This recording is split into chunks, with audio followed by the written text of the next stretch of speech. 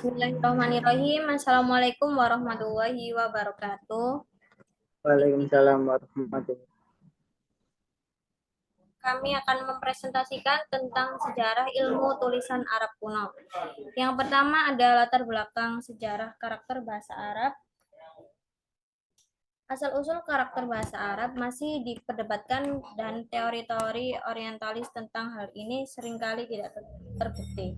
Beberapa teori menyatakan bahwa semua skrip Arab berasal dari alfabet Fenisia, sementara yang lain menganggap skrip Nabatean atau Syria sebagai pengaruh utama. Ada pandangan bahwa sebelum zaman Nabi Muhammad, bangsa Arab tidak memiliki sistem tulisan, tetapi penelitian terhadap manuskrip Arab Kristen menunjukkan pengaruh karakter Esrangelo atau Syria dalam skrip mereka. Ada kesamaan antara beberapa manuskrip Arab Kristen kuno dengan skrip Al-Quran Kufi. Namun, bukti sejarah menunjukkan bahwa sudah ada manuskrip Arab Kristen pada abad ketiga Hijriah, jauh sebelum adanya pengaruh dari skrip Estrangelo atau Syria. Beberapa teori yang mencoba menghubungkan tulisan Arab dengan Syria atau Nabatean belum dapat memberikan bukti yang memadai. Selain itu, penilaian teori ini cenderung subjektif dan kadang-kadang dipengaruhi oleh prasangka atau pertentangan antara para ilmuwan Barat dan Muslim. Analisis yang lebih bebas dan objektif diperlukan untuk memahami dengan lebih baik asal-usul karakter bahasa Arab. Secara keseluruhan, latar belakang sejarah karakter bahasa Arab masih menjadi perdebatan, dan lebih banyak penelitian dan bukti yang diperlukan untuk memahaminya secara lebih akurat. Inilah tempat 5 inskripsi dalam buku Abot 8 gambar 1 yang menjadi dasar kesimpulan skrip Arab berasal dari skrip Nabatean. Yang pertama, inskripsi Nabatean di atas batu Fir Alim tahun 250 Masehi. Yang kedua, inskripsi Arab Imru Al-Qais Namaro 328 Masehi. Yang ketiga, inskripsi Arab dari Zabat 512 Masehi. Yang keempat, inskripsi Arab di Haran 568 Masehi. 5. Inskripsi Arab di Al-Jimal abad ke-6. Inskripsi tersebut termasuk inskripsi Nabatean dan Arab, dengan contoh-contoh seperti inskripsi di Al-Jimal, Zabat, Namaro, Haran, dan Al-Lim. Meskipun ada satu inskripsi yang disebut sebagai Nabatean, 4 inskripsi lainnya menggunakan tulisan Arab.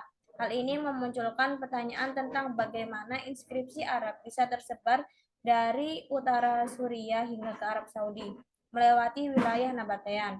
Penulis meragukan bahwa inskripsi-inskripsi tersebut benar-benar menggunakan bahasa Nabatean, seperti yang akan dijelaskan lebih lanjut.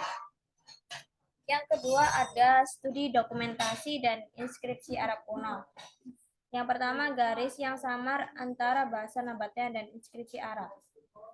Inskripsi dua bahasa Nabatean dan Greek di atas batu Fir Al-Jimal bertanggalkan 250 Masehi. Cantincau, Abbot, dan Gundel semua mengikuti pendapat Linman yang menyebutnya sebagai inskripsi Nabatean. Berikut contoh gambarnya. B.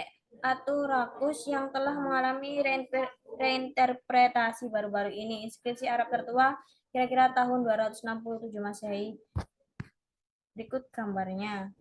Kemudian yang ketiga ada inskripsi Imru Al-Qais di Namaro 100 km ke arah barat selatan Damaskus, tercatat 223 tahun setelah Bosra. Berikut gambarnya. Kedua, bahasa orang Nabatean dalam berbicara. Suku ini berbicara menggunakan bahasa Arab. Terbukti dari masa zaman Nabi Ismail yang lahir dari kalangan suku Jurhum yang berbicara menggunakan bahasa yang sama. Bahasa Arab Jurhum kemungkinan kehilangan daya tarik, lalu mereka memolesnya dengan bahasa Arab Quraisy. Ibnu Abbas berkata bahwa yang pertama-tama membuat aturan alfabet bahasa Arab adalah Ismail. Kemudian Allah menugaskan Ismail untuk mengajak umatnya menyembah Allah dengan menggunakan bahasa tersebut. Nabi Ismail diberi karunia 12 putra, diantaranya Nebajot yang dilahirkan dan dididik di sekitar Jazirah Arab. Putra-putranya memelihara risalah ayah dengan menggunakan skrip Arab. Sudah pasti mereka tidak mengubah skrip apapun yang dipakai di Palestina atau tanah air Ibrahim. Semenjak dua generasi ini sudah berada dan hidup di Saudi Arabia. Ketika Nabat berhijrah ke arah utara, dia membawa alfabet dan bahasa Arab bersamanya. Dan keturunan inilah yang akhirnya mendirikan dinasti Nabatean. Kemudian akan dijelaskan oleh Mbak Jian. Yang ketiga, yakni bahasa Arab kuno memiliki alfabet yang jelas. Dr. Mingana menuduh bahwa bahasa Arab kuno tidak mempunyai alfabet, lalu penulis menjelaskan beberapa perkembangan inskripsi tingkat tinggi yang membuktikan fakta sebaliknya. Ada beberapa inskripsi Arab dari abad 6 Masehi yang menyerupai tulisan Arab yang digunakan pada abad pertama Hijrah atau abad ke-7 Masehi. Inskripsi tiga bahasa sebelum Islam dalam bahasa Arab, Yunani, dan Syria di Zabat, Suriah Utara pada 512 Masehi. Berikut terdapat gambarnya. Yang B. Inskripsi bahasa Arab lainnya sebelum Islam di Jabal Aziz 150 km ke tenggara Damaskus. Ini bertepatan kira-kira tahun 578. Yang ke C. Harran, inskripsi bahasa Arab sebelum Islam kira-kira tahun 568 Masehi. Yang ke D. Inskripsi Islam di atas Jabal Salak, Madinah. Menurut Hamidullah, ini kemungkinan besar tertulis dalam ukiran pada waktu Perang Khandaq, kira-kira tahun 5 Hijriah atau 626 Masehi.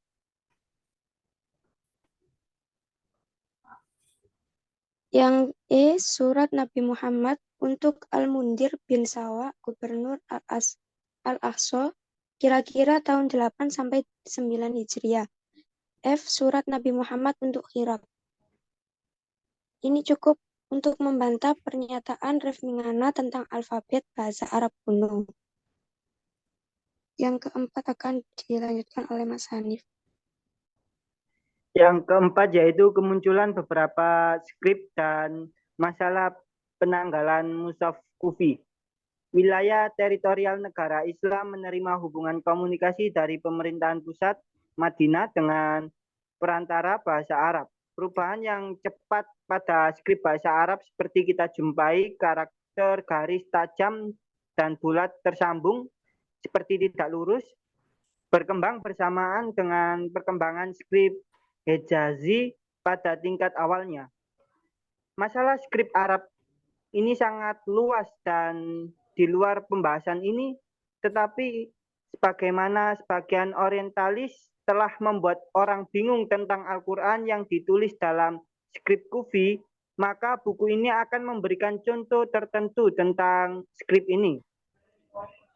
Yaitu satu, batu nisan dari Aswan, Mesir Selatan, dengan inskripsi tahun 31 Hijriah, Prof. Ahmad menganggap sebagai inskripsi kufi yang tertua. Nomor 2, inskripsi dalam skrip kufi dekat Taif, sebelah timur kota Mekah, menuliskan doa atau tulisan tahun 40 Hijriah.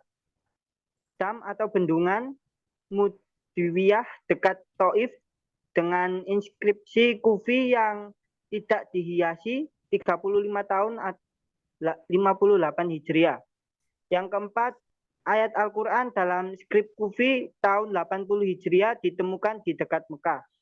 4 contoh tadi memberikan penegasan bahwa pada abad pertama Hijriah, skrip kufi telah mendapat tempat di negara Muslim. Inskripsi ini bertentangan dengan Gruender yang menyatakan bahwa semua mushaf kufi muncul pada abad kedua dan ketiga Hijriah. Padahal pertengahan abad pertama, skrip ini sudah terkenal dan dipakai di seluruh dunia Islam, khususnya dalam uang logam. Dan tidak masuk akal kenapa harus menunggu satu abad atau lebih sebelum digunakan dalam penulisan mushaf. Padahal mushaf Samarkand yang dikatakan mushaf Utamani pertengahan pertama abad pertama Hijriah ditulis dalam skrip kufi. Kesimpulan, Batu-batu Arab banyak dihiasi beberapa contoh skrip Arab sejak pertengahan abad ketiga Hijriah. Beberapa aspek primitif bahasa Arab kuno tidak pernah menunjukkan bentuk bahasa Arab nabatian itu sendiri, sedangkan akar sejarahnya sampai pada zaman Ibrahim dan Ismail yang ada sebelum Aramaik. Seperti bahasa lain, tulisan dan ejaan bahasa Arab, paleografi dan ortografi terus berkembang. Perluasan wilayah teritorial Muslim menyebabkan perkembangan beberapa skrip Arab seperti Hejazi, Kufi, dan tulisan yang disambung. Dengan karakteristiknya masing-masing, tidak ada satu skrip yang mendominasi lainnya dan tidak terbatas pada suatu tempat. Dengan beberapa contoh skrip Kufi yang diambil dari inskripsi abad pertama Hijriah, kita bisa membantah teori mushaf Kufi yang hanya ditunjukkan pada abad kedua dan ketiga Hijriah. Baik, demikian presentasi dari kelompok kami. Kurang lebihnya kami mohon maaf. Kami akhiri. Wassalamualaikum warahmatullahi wabarakatuh. Waalaikumsalam warahmatullahi wabarakatuh.